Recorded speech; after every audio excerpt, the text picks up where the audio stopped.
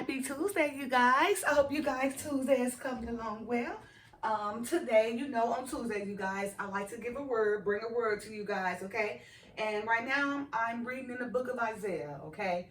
I probably made it through 19 chapters so far. It has 66 chapters, okay? 66 chapters. And my plan is to do a lesson on the new covenant, okay? Isaiah talks about the new covenant, the gathering of Israel, also the gathering of Gentiles, clinging on to the same God. However, the Gentiles may, provide the same services that they provide for us right now and during this appointed time, okay? So like I said, Isaiah talks about the new covenant, how that we are the Father's inheritance. We are his chosen people. We are we are a peculiar people to him, right? However, the Gentiles also going to have the chance to cleave on to us. They're going to have a chance to follow the same laws and commandments, as we're supposed to follow according to the Bible, right? All right, so today I'm going to read, I read you guys chapter 1 in Isaiah, verses 1 through 20. I'm going to finish that off with verse 21 through 31. Like I said, I'm on probably chapter 19. I'm doing a lot of note taking because I got to get this lesson together, because the new covenant is a covenant against different nations at different times, and different things going to take place, and Babylon going to fall, everybody, Ethiopia, Egypt, Damascus, please, Ephraim and Judah got to come back together. So it's a lot that's going to take place in this new covenant. It takes a lot because, it's very mysterious. Just know that much. And I had to really take time and keep reading it over and over again and writing it, because it has quite parables in there. It talks about future things that are going to go on. But in fact, it's talking about the fall of Babylon. Okay, Babylon right here in America. Okay, and all the other nations that's probably clinging on to Babylon ways, and then the other nations as far as Assyria and all them, they got theirs too. Okay, so anyway, you guys, we're gonna start off from chapter 21 of Isaiah. Like I said, probably a couple of weeks ago, I read you guys chapter 1 verses 1 through 20. Today I'm gonna do chapter 1 verse 21 31 to finish it. Okay. All right.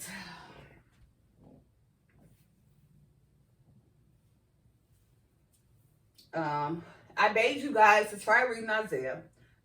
Even though I do believe that you got to have some type of divine connection to understand everything in it. Okay. Because it took me a while to start understanding. I had to research and just back and forth. So I was like, what does this mean? Defining words and everything. So it's mysterious, but it'll tell you a lot. That's what's gonna happen in the future, you guys. I mean, what's gonna happen in the future is supposed to take place. It's gonna. Some of it may sound like a movie, but it's written.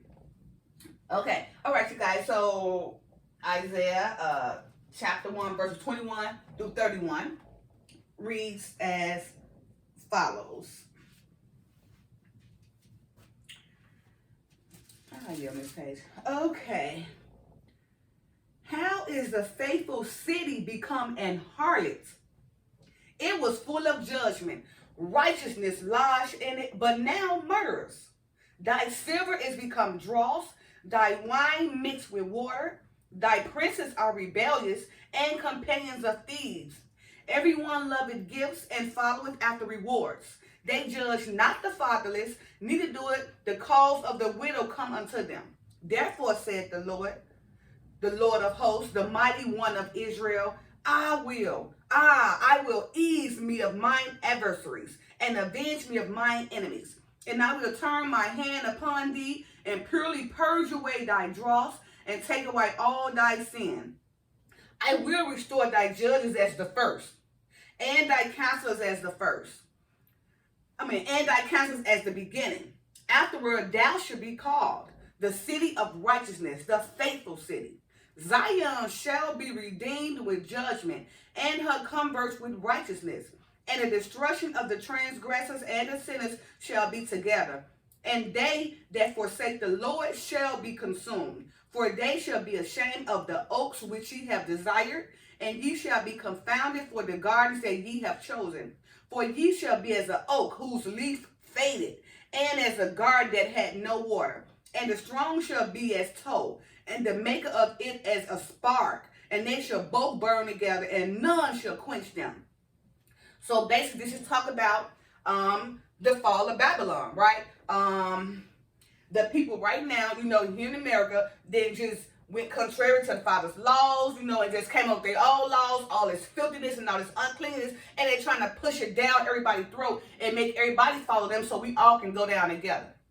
Okay, so right now it's telling y'all how, like 21 says, how is the faithful city become a harlot? Yeah, before Babylon became so filthy, during the ancient times, it was full of righteousness and everything. It was full of judgment, but now what is filled up with murderers, liars, cheaters, thieves, kind of sexual moral type stuff, everything going on. Then it says, thy princes are rebellious, companions of thieves. So even the rulers and the princes and the leaders, they are thieves, right? They taking everything, they oppressing everything, right? And it says, and following after reward. So they taking things and taking bribes, and guess what? They having favoritism too. Taking the rewards for bribes of other people, or to bring oppression against other people, because they got others who in power giving them money to do it. Right? So that means they are respecters of persons. Now, if you guys know, the Father said he's not a respecter of person. And what that means is a person can get a Father a gift or something. He give them favor. Okay? So no, the Father is no respecter of people, persons. He take no gifts, no rewards for bribes. Okay? He does not do that because it causes bribery, and it perverts the decisions. The decisions become biased and unfair. Okay?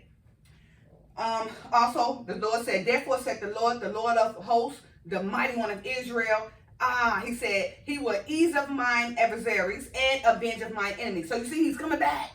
He's coming, you guys. Like I said, Isaiah talking about the fall of Babylon, the fall of Tyre, Ethiopia, just all the nations, Assyria, Syrians, just everything. Everything at that point in time. Damascus, Ephraim, Judah, Israel, it talks about it, okay? And it says, I will turn my hand upon thee and purely purge away thy dross and take away all thy sin. So he's saying, when he come in, he's come to purge all the sin away. Take out that dross. Dross is basically mean unworthy of nothing, So like everything that's going on, you got people who just unworthy here for no reason, just unworthy for nothing. Okay, things that's worthless don't mean nothing. He come to purge that out, to bring back the richness and the beauty and the glory. Okay.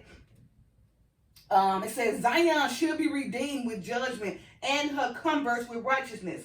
Okay, so yes, when he comes in, the Father is going to redeem Zion, right? Zion is going to be such a beautiful place, right? And her converts with righteousness. The converts is basically the Gentiles.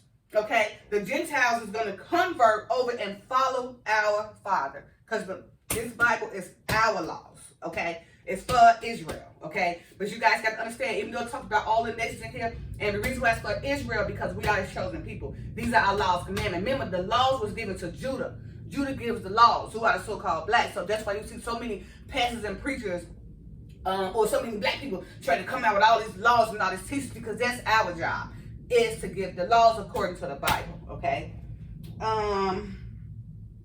And the destruction of the transgressors and the sinners shall be together, and they forsake the Lord shall be consumed. So all the transgressors and sinners, they all going to quench each other. They're going to burn together. Ain't no quench going to overcome them neither. They're going to burn together because they're going to be purged out, right? It says, for they shall be ashamed of the oaks which ye have desired, and ye shall be confounded for the gardens that ye have chosen. So basically it's saying for the life that you desire, you should be ashamed, because it's basically contrary to the Father. And he's going to make sure you're ashamed, right? And also during that time, he's going to make you confused and surprised, right? Against your expectations. You didn't even gonna know, but all of a sudden you'll become confounded and confused, and all types of stuff going to take place because you chose that path. You chose those desires. You chose those oaks. So he's going to make sure he bring it right back in your face to make you shame right before all the righteousness.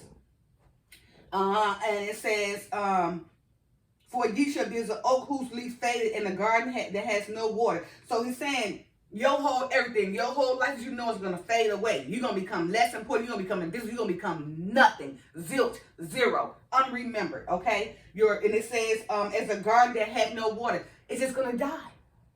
It's just going to shrink You know, everything, your whole flower is going to shrink. It's going to fade away as if no water existed. Because of your desires or your oaths you put out in this world. And it also says in verse 31, and the strong should be as tow, and the maker of it is a spark, and they should both burn together, and none should quench them. As I said, the strong should be as a tow, so that's going to be brought down. The strong, the mighty, and the valiant men, the mighty people, going to be brought down. And the people, the maker of it, the people who actually tell them to do it, or the leaders who's giving them, you know, the authority to do this, okay? It's going to be like a spark. So they're going to spark them up to do it. You know, they're going to do it. And guess what? They're going to burn together. And none shall quench them. Okay? So they're just going to both fall together. All right. Again, you guys, that's Isaiah chapter 1, verses 21 through 31. And like I said last week, I read you guys Isaiah chapter 1, verses 1 through 20. So this is the beginning, the finishing of Isaiah chapter 1. And like I said, I'm still going through. I mean, like I said, I'm read up to like 19, 20 chapters and taking notes. Because when I come to lesson, oh my goodness, it's going to be a great lesson. Because I need to talk about all the nations and what they're going to receive as a judgment.